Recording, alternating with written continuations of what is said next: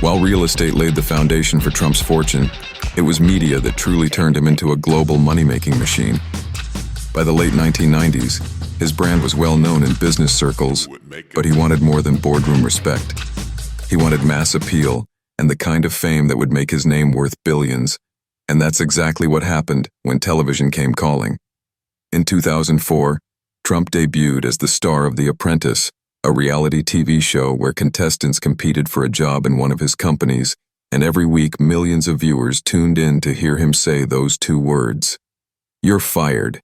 The show was a massive hit, and it didn't just pay Trump millions in salary. It supercharged his brand value overnight. Trump wasn't just a businessman anymore, he was a household name, and that meant his name was now worth far more on everything it touched. The Apprentice became a launchpad for a wave of licensing deals. Suddenly, Trump's name was being stamped on skyscrapers, golf courses, and resorts around the world, often on properties he didn't even own, but still profited from. Developers knew that attaching the Trump name meant they could charge higher rents or sell units faster, and Trump pocketed millions in fees and royalties without lifting a hammer or writing a single construction check. It was a textbook example of how branding could become more lucrative than the business itself.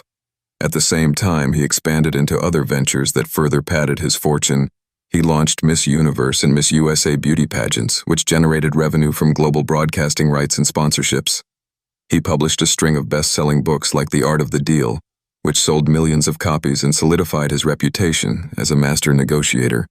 And he continued to grow his golf empire, acquiring or licensing dozens of high-end courses that charged hefty membership fees and hosted elite tournaments. But what made Trump different from many other wealthy entrepreneurs was his ability to turn controversy into currency, while critics focused on lawsuits, bankruptcies, and polarizing statements. He turned media attention into brand awareness, and brand awareness into money. Even negative press kept his name in the headlines, and in the world of branding, attention equals profit. By the time he launched his presidential campaign in 2015, the Trump name had become a global asset worth hundreds of millions in itself, and even though his political career was unprecedented for a businessman, it actually boosted his brand further. His hotels and properties saw spikes in bookings and memberships, and products tied to his name often surged in demand. Whether people loved him or hated him, they were talking about him, and that conversation was valuable. Of course not. Every venture was a success.